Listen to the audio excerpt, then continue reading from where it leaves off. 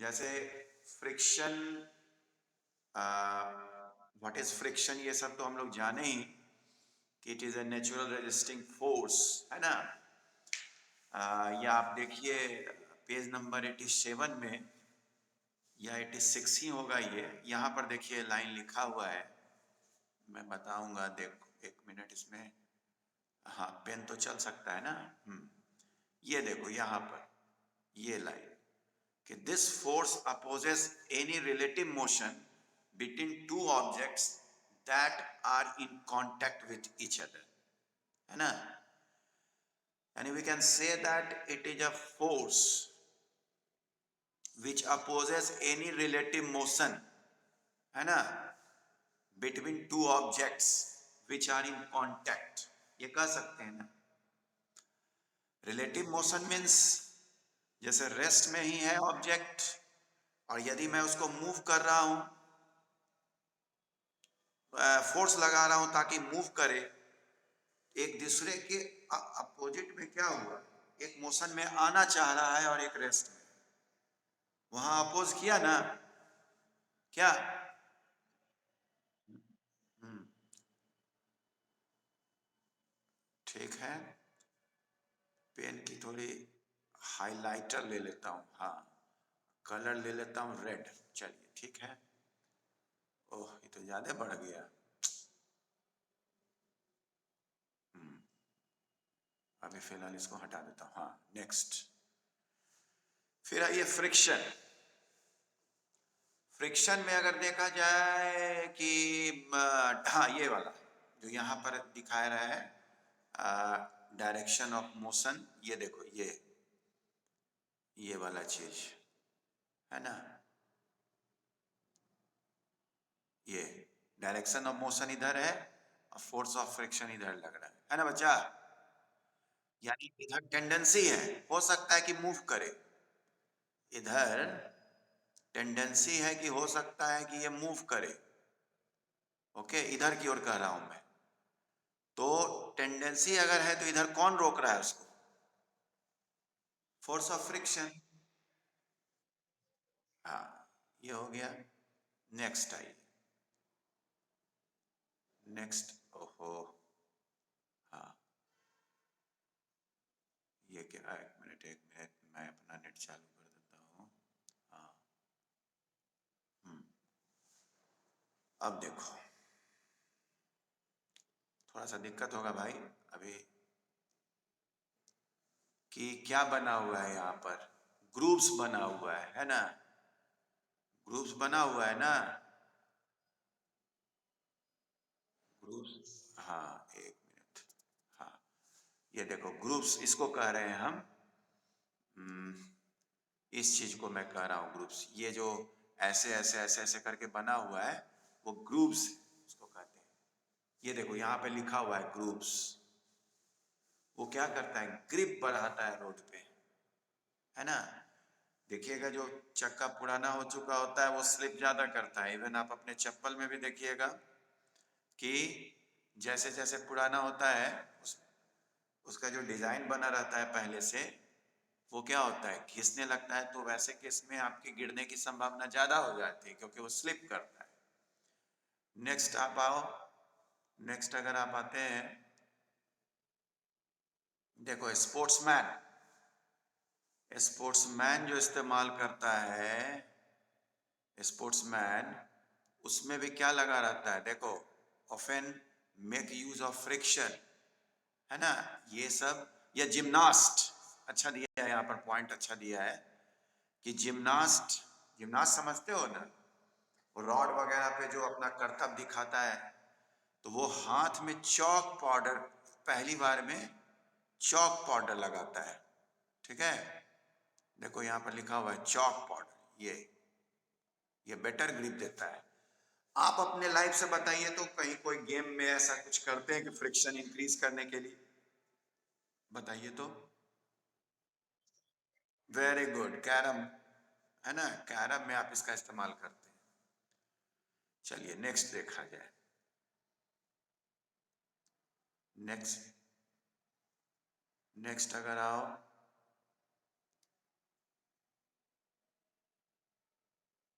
ये तो हो गया इंक्रीज करने की बात हुई। अब मैं बात कर रहा हूं रिड्यूस करने की। रिड्यूस करने की अगर बात देखी जाए तो क्या करना चाहिए? पॉलिश कर देना चाहिए। क्यों पॉलिश करना चाहिए? क्योंकि जो रफनेस वगैरह होता है,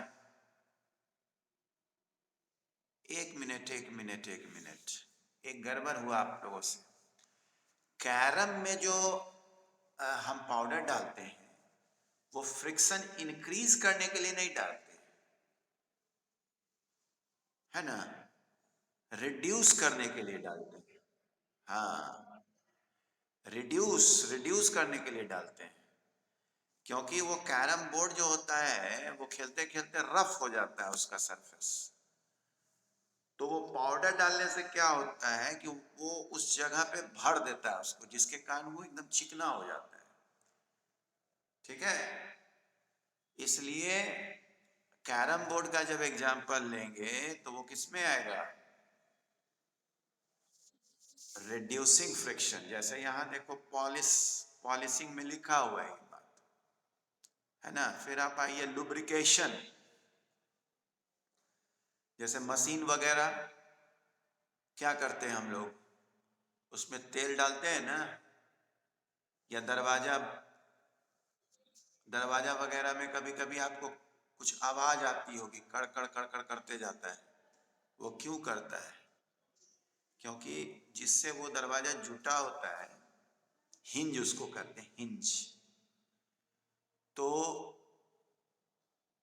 वो रुखरापन आ जाता है। मान लिया बारिश वगैरह में मॉइस्ट के कारण से रुखरापन आ जाता है, तो हम लोग अगर तेल डाल देते हैं तो रफनेस बहुत हद तक रिड्यूस हो जाता है। जैसे वहां पेंट करोगे तो संभव नहीं ना है, वो तो रगड़ खाता है ना, क्या वो तो रगड़ाते रहता तो पेंट तो उखड़ जाएगा। तो उस केस में हम लोग ऑयल का इस्तेमाल करते हैं। अब देखो यहाँ पर ये भी लिखा हुआ है, एक अच्छी बात लिखी हुई है यहाँ पर, देखिए मैं बता रहा हूं। ये lubricants can be, ये चीज, lubricants can be liquid, semi liquids, है ना, सॉलिड्स भी हो सकता है। जैसे लिक्विड में तो आप ऑयल की बात कर रहे हैं, सेमी लिक्विड ग्रीस हो गया, सॉलिड्स भी है, टैल्कम पाउडर लिख रहा है। लेकिन मैं आपको बताना चाहूंगा, एक अभी थोड़ा सा स्क्रीन शेयर बंद करता हूं। आपको बताना चाहूंगा कि ग्रेफाइट पाउडर ग्रेफाइट पाउडर का इस्तेमाल भी होता है लुब्रिकेंट में। क्लास में मैंने बताया भी होगा आप लोगों को कि कुछ इंडस्ट्रीज होते हैं जो बहुत हाई टेम्परेचर पे चलते हैं, है ना, तो वहां अगर हम ऑयल वगैरह डालेंगे तो वो आग पकड़ लेगा। तो वैसे केस में क्या करना होता है, वैसे केस में क्या करते हैं कि ग्रेफाइट पाउडर यूज करते हैं। ठीक है ना, तो ग्रेफाइट काफी चिकना होता है, उसका इस्तेमाल हम लोग करते हैं। ठीक है बच्चा, तो ये चीज है। टैल्कम पाउडर तो लिखा है, तो टैल्कम पाउडर हुआ टू रिड्यूस फ्रिक्शन, और ग्रेफाइट भी वही हुआ टू रिड्यूस फ्रिक्शन। ठीक है ना, चलिए आगे देखा जाए।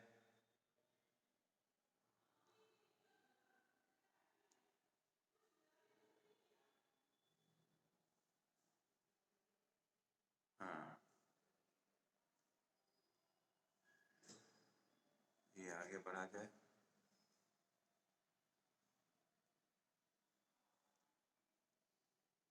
फ्रिक्शन, हाँ, ये फ्रिक्शन के बाद आगे क्यों नहीं बढ़ता है भाई? हैं? उस समय तो बढ़ रहा था।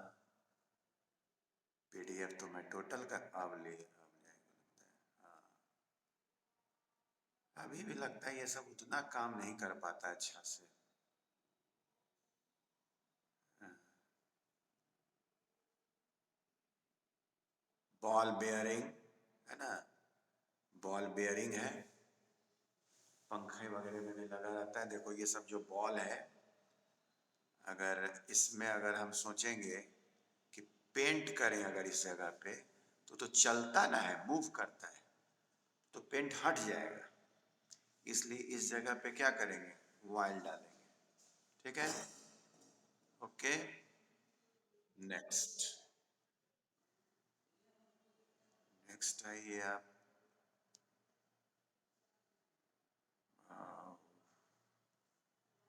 आगे बढ़ नहीं यार, तुम लोग से भी तो ये आगे बढ़ सकता है स्क्रीन शेयर में। ओ, मेरे से ही बढ़ेगा।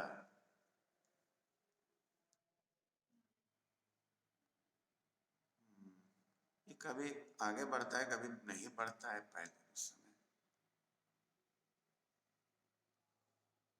इससे तो नहीं है। ओह समझ गए, आप ठीक है, आप पकड़ लिए बात को। हाँ, ये देखो कुछ जाना ना। Friction is methods of increasing friction. ये देखो ऐसे बढ़ता है। पेज नंबर 7, अब पेज नंबर 8 देखो, मिली ना जानकारी। Page number 7 and 8। Page number 8 का क्या चलेगा, लुब्रिकेशन तो बता दिए। अब आइए पेज नंबर 9 आते हैं। हाँ हाँ, देखो 9 में क्या चर्चा है, फ्लूइड फ्रिक्शन। ठीक है, फ्लूइड फ्रिक्शन में देखो, फ्लूइड समझ रहे हो,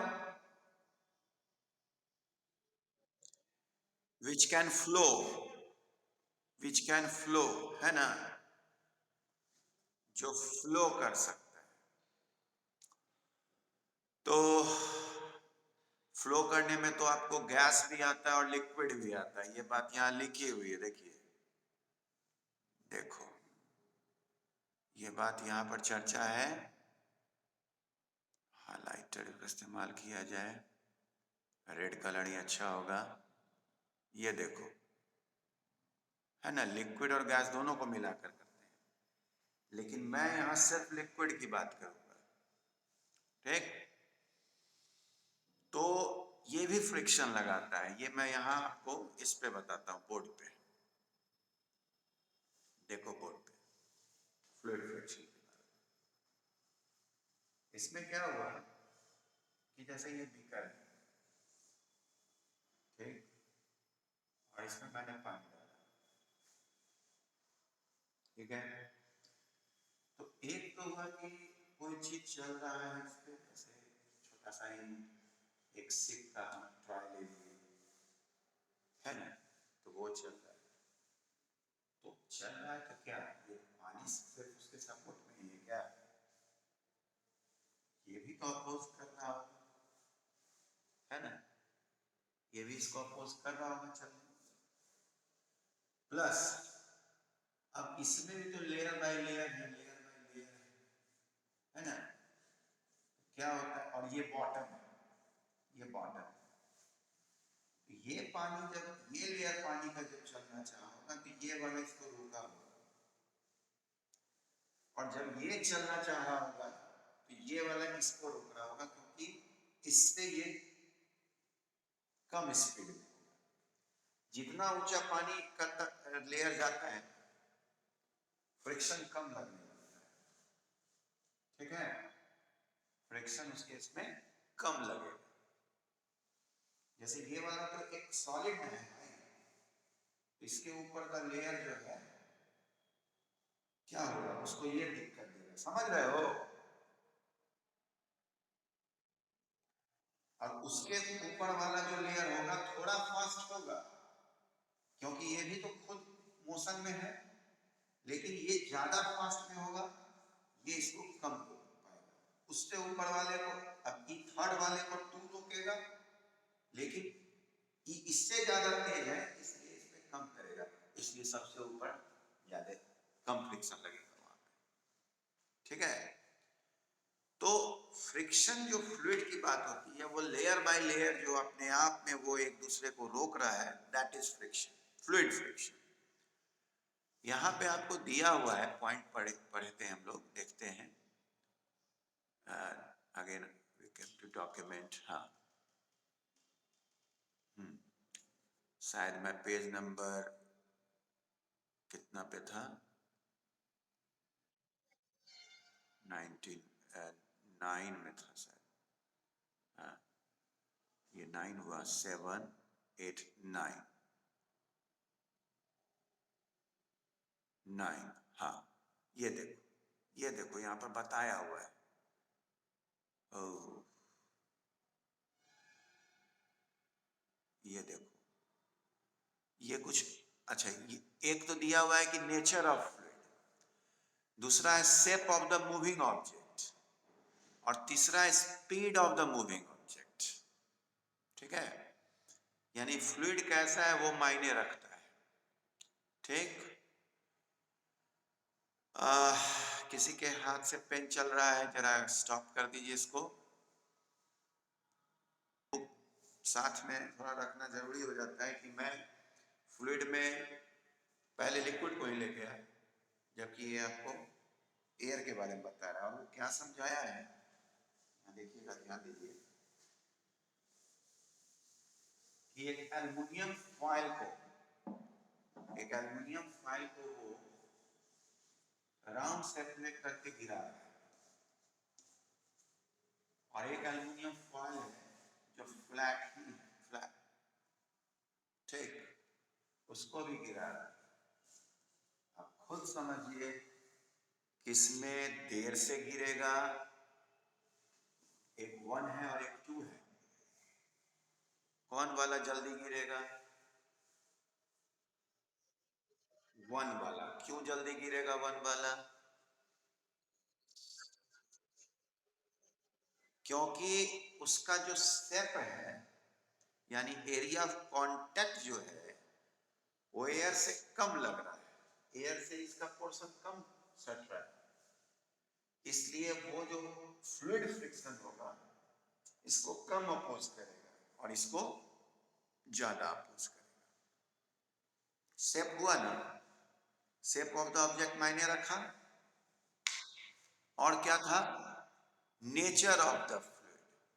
मान लिया ठीक है, दोनों सेम ही शेप का होता, दोनों सेम ही शेप का होता, लेकिन दोनों को अलग अलग मीडियम में जाने देते। एक ये शेप है और एक ये, दोनों सेम शेप का है, लेकिन इसमें जो एयर है वो रेयर है, ज्यादा डेंसर नहीं है, रेयर है, और इसमें जो एयर है वो डेंसर है। अब बताओ किसमें तेजी से गिरेगा?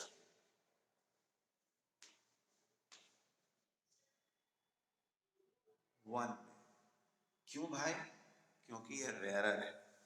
तो आप देखिए बुक में लिखा हुआ है नेचर ऑफ फ्लूइड, दिया हुआ है ना पॉइंट।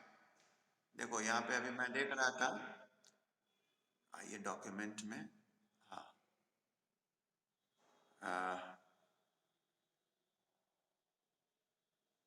ये आपका था 9।